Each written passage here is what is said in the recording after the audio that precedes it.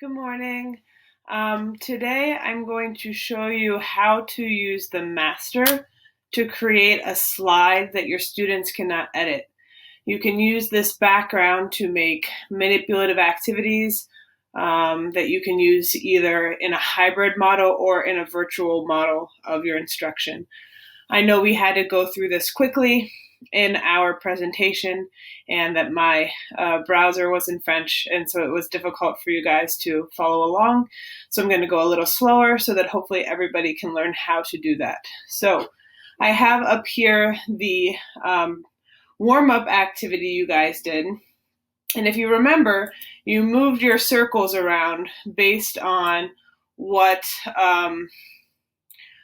questions I was asking. So you moved to I agree, or you moved your circle to disagree, but you couldn't click on anything else in the presentation. You could only click on the circles. And the way I did that is by creating a master copy. So if we open a blank slideshow, I will show you how to do this. You go into slides, and then you go down to where it says edit master.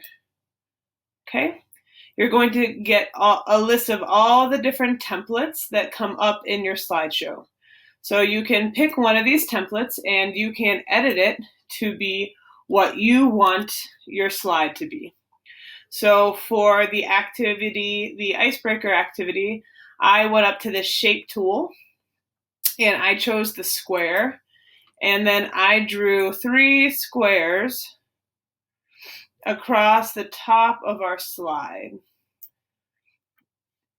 Okay, so then I just copied and pasted the squares so that I would have 3 squares at the top. Okay, these aren't quite the right size, but for our example, you get the point.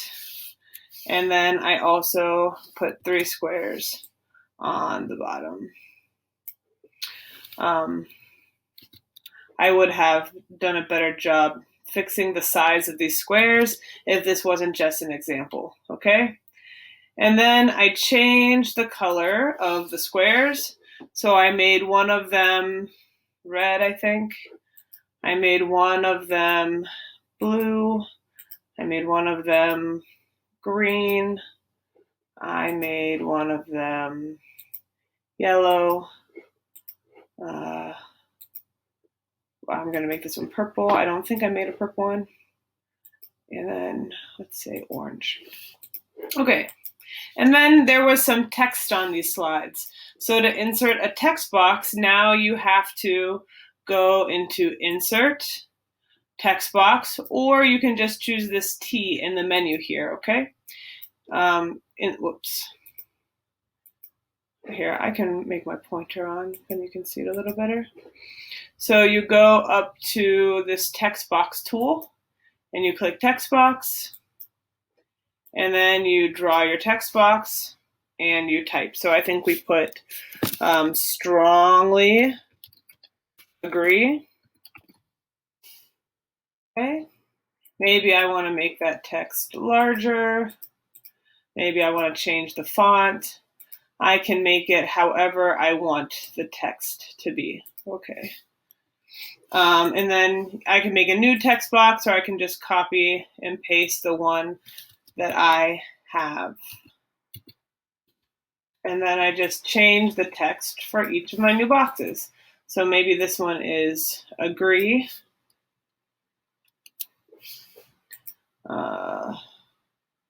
This one is neutral.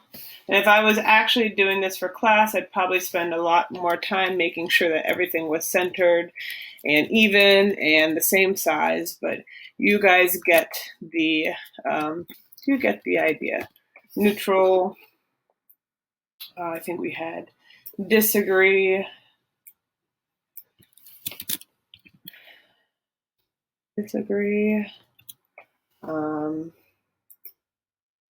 strongly disagree,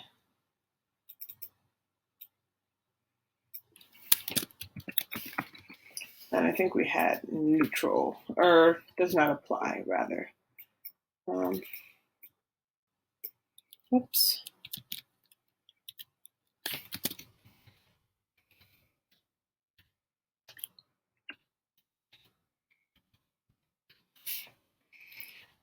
don't know why that changed the font back, but okay, so once you have your slide the way you like it in the master, what this is going to do is it's going to add it to your template. And then you're going to be able to add as many of that slide to your student presentation as you would like. Okay, so I close out of my master. And now when I click up here under the add new slide, when I click the drop down menu, the slide that we just made is one of the choices. It's one of the template slides. It's one of the choices. So I just click on that slide to add it to our presentation. Now, nothing on here can be clicked. So the kids can't change the words. They can't accidentally delete the words. The only things that they can select now are what you put on the slide. So what I put on the slide were little circles. And then I just copied and pasted so that there were a whole bunch of little circles and you could each get one and put your initials on it. And then if you give everybody the ability to edit the document, everybody will be able to come in here and move around the circles, but they will not be able to change anything on the slide. So that's how you create a master slide. Another thing that you can do once you've created the master slide is you can link your slides to a student presentation. So let's say I wanted to assign this to students, but I might be making changes to it throughout the quarter. So we're going to call this our master, all right? And then we're going to make a copy of it, and we are going to call that our student copy. So you go to File, Duplicate, Duplicate. I'm thinking of what it's called in English, or in French. In French it says, okay, never mind. In English, it says make a copy. And I'm going to choose selected slides or entire presentation, depending on what you want to do. And then we're going to call this example student copy.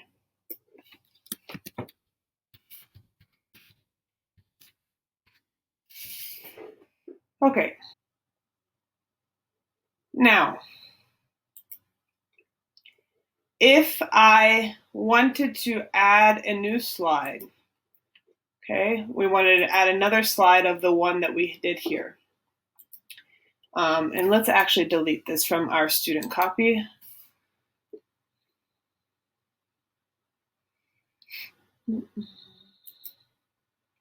Okay, and now we are going to copy the new slide we made, and we are going to paste it into our student copy. Okay. Now, when you import the slide, you're going to get this menu that pops up. It says link and keep original styles. If you want to be able to update your student notebook or your whatever the file is, you need to choose this link, okay? So I'm going to link the slides. You know that it's linked because you see this little link here. Now, as a teacher, if I go back and change this in my master copy, so maybe now we want to add those circles. Why is it not?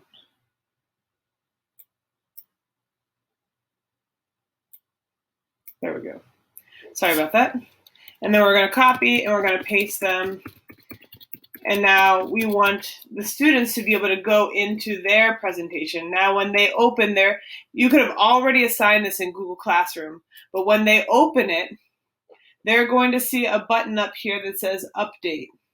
And when they click that Update button, they're going to see the changes that you made to the slide. And now they're going to have those circles to move around. So maybe you did this activity once and you wanted to delete all the names and start over. you could go back to your master and you could delete all of this and add it back in. And then when they update their student copy, the circles with the names in it will be gone and they'll just have the fresh circles all over again.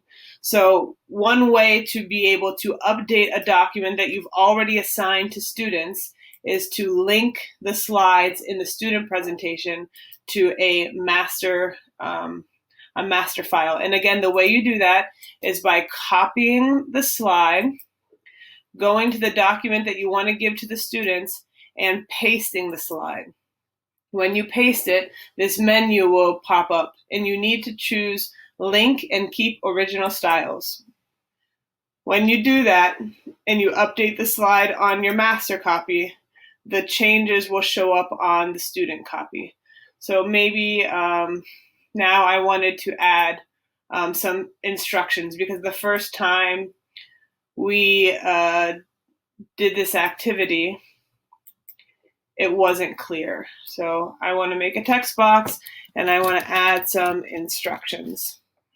Now, the next time the student opens their copy, they'll see the update. They click the button and then they'll be able to see the instructions that you put into the slide. Now, I didn't put those changes in my master copy so the kids can click it. If I want the kids to not be able to click it on my master version, I have to go into the slide, edit master, and then on my slide, I need to insert the instructions. So if I insert the instructions in my master copy,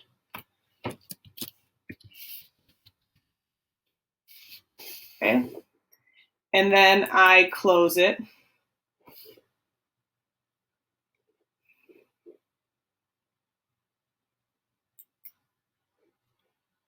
okay, now you see the instructions. Now, I had already typed this, so you see both text boxes.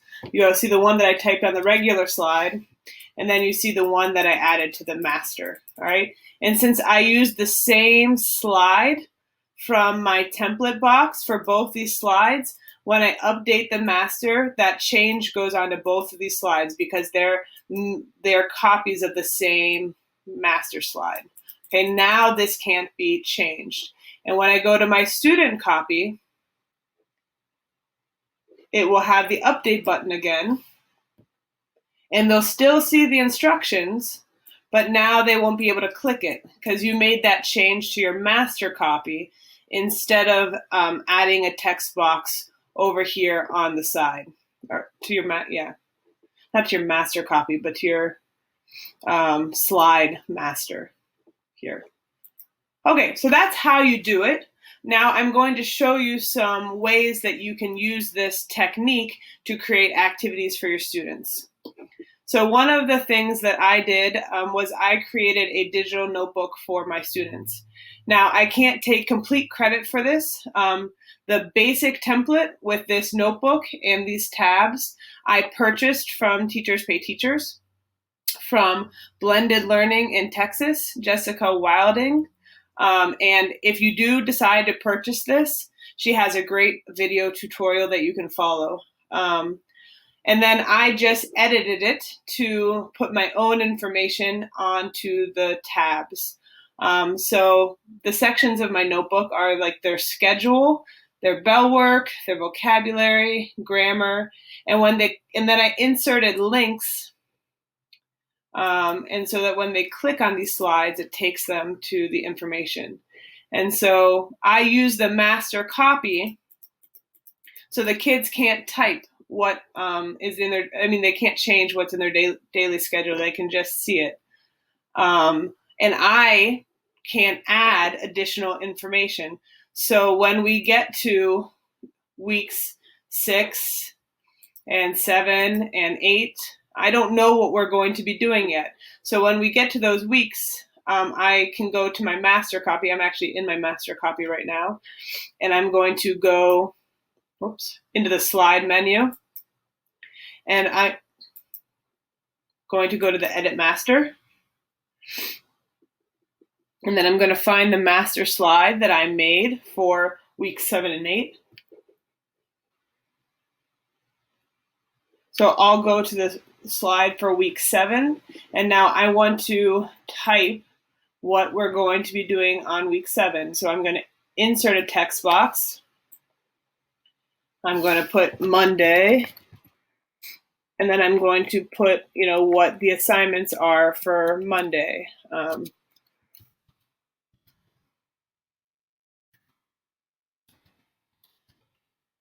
Whatever I'm going to type, and then I'll put Tuesday, and whatever is going to happen on Tuesday. And I usually add hyperlinks that go to their Google Classroom assignments for each one of these things. Once you have made the changes that you want to make in your master copy, then when the students open their student notebook that you have assigned to them in Google Classroom, or whatever assignment is, when they open their copy of the assignment, they'll see the update button. And then when they click the update button, they will see the new information that you have added to their notebook. This has been a great tool for me to be able to update things as we go throughout the year, adding each week's agenda, adding resource videos for the kids to watch, adding grammar notes. There are lots of different things that you can do by linking a presentation to another one and then assigning the linked presentation to your students. Make sure when you assign it on Google Classroom that you choose create a copy for each student so that they're each editing their own notebook. So that's it. And then you see how it works. When we go to this notebook, if the student wanted to add new pages, they see in their template all of the different pages I created. So perhaps my student is in their vocabulary section of their notebook. So if they click on vocabulary, it takes them to the vocabulary section of their notebook, and maybe they've filled up all the pages that I gave them with words, and they need to add a new vocabulary slide. Well, this slide is now part of their template. So they just have to find the vocabulary template, and then when they click on it, they can add a new slide to their notebook. So when I click vocabulary,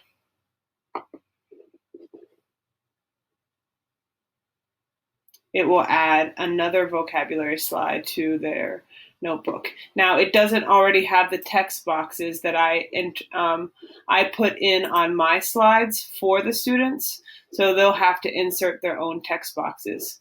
But the columns and everything else is already there for them. So that's how I have used the master copy. I'm going to show you a couple other activities quickly that I have used master copies to create. So for example, this activity is a reading activity where I put the instructions in the side. You could also put it in the speaker note. And the first activity was to match the vocabulary using the draw tool. So based on the video they watched in our class discussions, they have to match the French to the English. And then as they read this text, they have to scaffold it. They answer their questions in the box, but then they have to underline using the line drawing tool where in the text they found the answers. And they have to move the numbers next to wherever they found the answer to that question in the text. So they underline the answer and then drag the number 1 next to where they found the answer for number 1. So that's one way I have created a reading activity for students. And another example, this is like the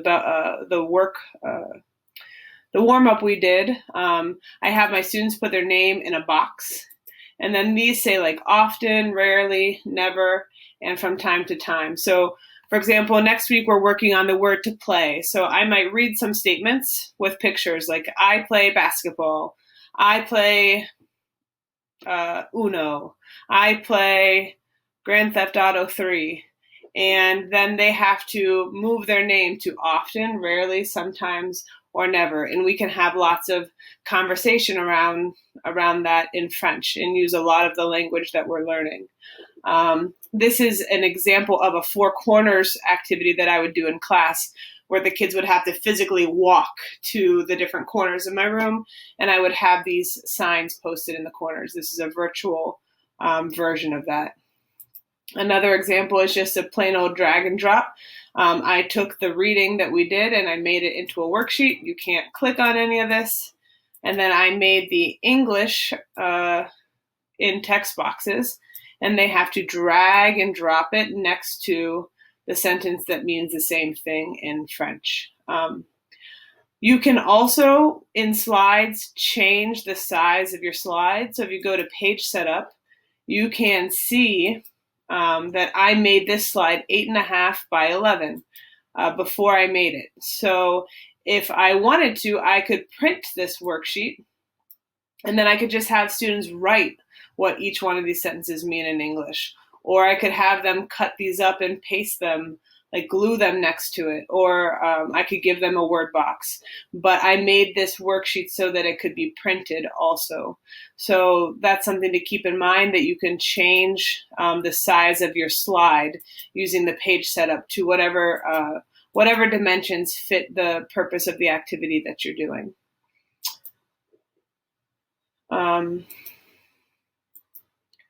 I guess I'll show you one more way that you could create a non-movable background.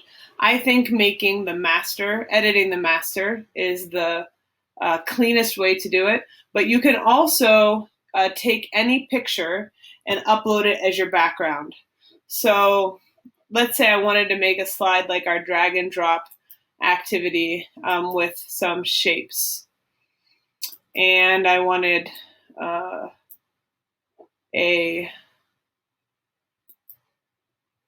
blue square here, and I wanted a red square here. And they were going to either move their piece to the blue square or the red square. I know this is very simplistic, but I'm just going to show you an example. Right now, I'm not working in the master, so this stuff can be clicked on. But what I can do is take a screenshot of it. And when I take a screenshot of the slide, it's then a photo instead of the slide. So if I created a new slide, now what I can do is go to background, choose image, and then I'm going to browse on my desktop, and I'm going to pick the screenshot that we just took. You can see a little bit of my video in it. But now this picture is the background of the slide. So this stuff can no longer be edited. And then if you want, you could just delete your original slide that you made. Or if you want to keep that for the future uses, you could just make a copy of this document and have one copy have the slide that you can't click on. So another way to create a slide, whoops, I'm not on the, not that you can't click on. So another way to create that kind of effect where there are only parts of it that the students can click on is by using the background and choosing an image. And you can choose an image from the internet by going to like Google search. So I don't know, maybe I wanted an Eiffel Tower to be the background of my slide. I could always, find an image like that. And then if I chose that as the background of my slide, the kids can't edit this part. And then I could put things on top of it that the kids can edit.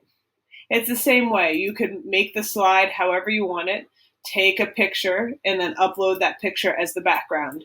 And then they can't edit it. They can only edit what you put on top of it. So there's two different ways to create this, either by uploading a photo as your background or by going to Slide, Edit, Master, and creating a master slide to add to your templates. Those are the two ways that I know of. I'm sure that there's all kinds of things with Google Slides that you can do that I'm not an expert in, but these are the two ways that I know of to create parts of the activity that kids cannot edit. I taught myself this largely through YouTube tutorials. So if there are still questions that you have, I highly recommend just searching on YouTube for Google Slides drag and drop activities or Google Slides master or something like that. And I'm sure that there will be several tutorials that come up that you can watch to figure out exactly what you can do. You might even try searching for your content area, and you might see some activity ideas that relate more to your content than what I have created for my classes. I understand that foreign language classes are different than some of your other content areas and grade levels. So I hope this was helpful. It's a learning process. It takes a couple of tries at first, but once you have played around with it, it really is pretty easy to do to create the master. I just recommend opening a slide presentation and start experimenting. So thank you for watching this, and I hope that you join one again for another one of our professional learning opportunities. All right, au revoir, ciao.